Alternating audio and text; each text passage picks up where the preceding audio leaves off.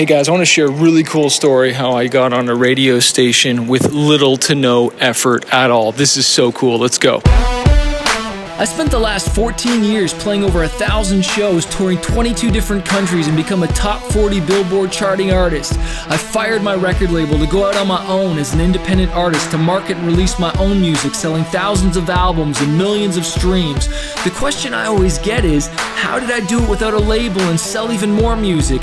This podcast is here to show you the way. Join me and follow along as I learn, apply, and share marketing strategies to grow my music business and a loyal fan base.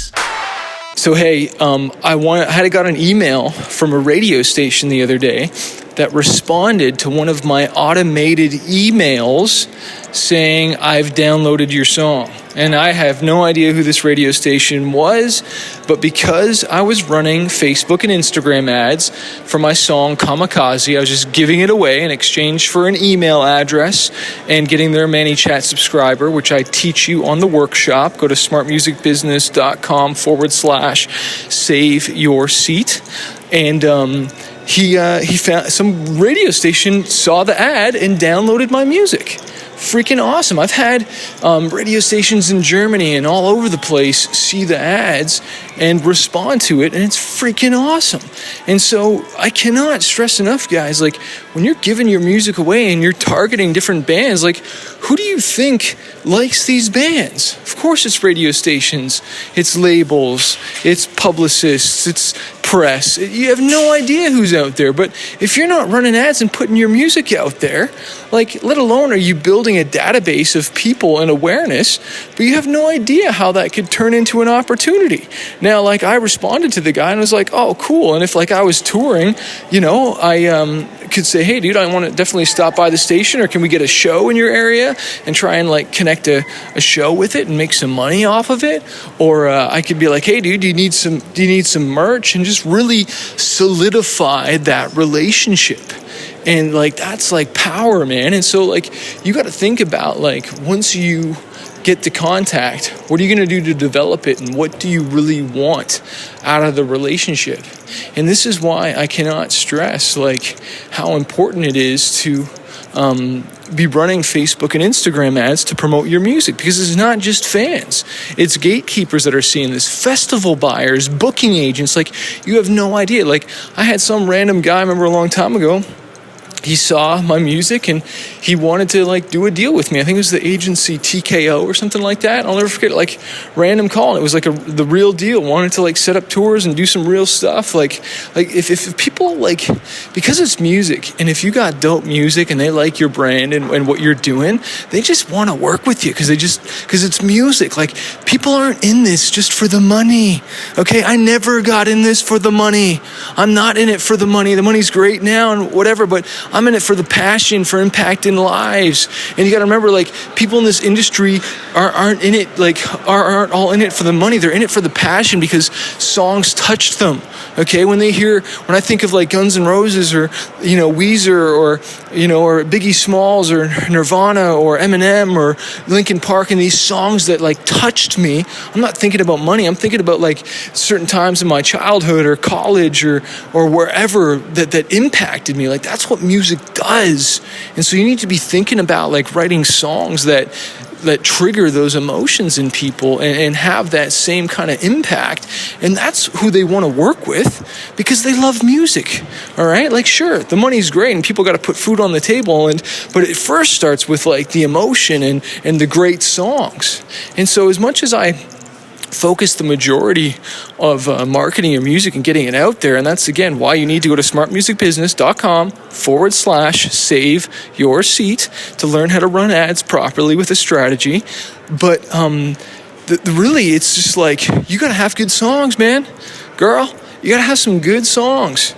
If your songs suck, and I've said this before, if they're not the quality, and you don't need a whole bunch of songs, you need just one amazing hit, and then that'll open the door for you. If not, this good marketing is just going to make your bad songs fail faster. That's it. Straight up. And so whether this year you need to hire a really good producer or get with a really good songwriter and take your song demos and make them great and fix them up. All right, like, and it's amazing, like, it's so funny. Like, even friends that are in bands and they're they sometimes, like, there's oh, I don't want to give away who this person was, but they're just like, they're so cocky, like, oh yeah, I'm a good songwriter, and I'm just like, oh my gosh, your songs need so much work. It's like incredible how egotistical you are, and you think you're a good songwriter, and yet they're just not. Like, the songs just aren't that good. They're just not there. They're just not a hit, and it's just like, it just blows my mind, and how people just eat their own they drink their own syrup and just think that they're so good, and they won't take any advice or any critiques to make the songs better. And I'll be straight up, that's the only reason I ever made it, because I was just so freaking humble and just wanted advice. Like I think I just knew what was garbage and what wasn't. Like, even as a kid, I remember buying the CD or the tape and being like, okay, this is the hit song. Like, this is the song I like the most. And I'd be like, there's only 2 good songs on the whole record. What a waste of money. You know what I mean? And then a hit record when every song is a hit, right? Like, you just know. Like, you know what's a hit and what's not. And it's funny, like, I felt like I knew that even for me.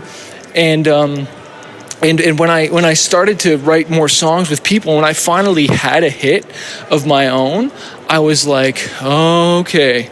And then when I started performing a hit as opposed to the other songs, and I felt and saw the difference even in the crowd and the reaction, I was like, okay, I need more of these. I need more songs like this, and I need to make them even better, because I realized the power of them and what they did to the crowd, to move the crowd, and the difference it made at radio, and the difference it just made with the fans by having a whole slew of good songs. It was just the most powerful thing ever. And so I can't even begin to stress, like, and don't worry about getting there overnight. Just focus on the first one.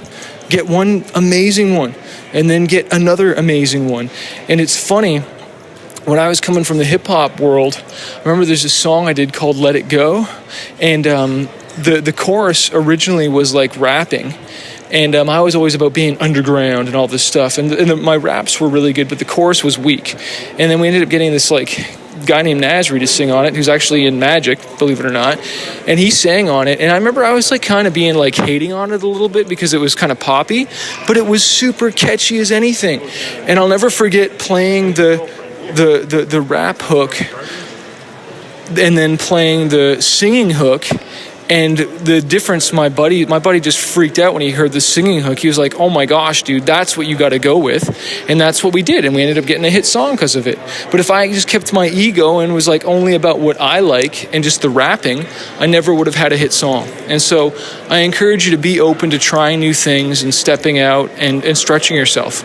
And so, hey, next Fanbase U Call is on the 12th and 24th of every month. Go to fanbaseuniversity.com, sign up. We'll send you your welcome package, and can't wait to help you grow this thing and blow it up. Hey, I want to remind you, a fighter isn't someone who never fails. A fighter is someone who never quits. So if you're a struggling artist and you're just trying to figure out this music industry, you want to go full-time with your music, you want to get noticed on social media, or learn how to launch an album, an EP, or just get your music more marketed out there, I want to encourage you to check out my coaching program called Fanbase University. Every single month, I jump on the phone 2 times with my students, and I coach them, and I teach them how to market their music, how to get noticed, how to handle booking agents, record labels, and just get their music out there.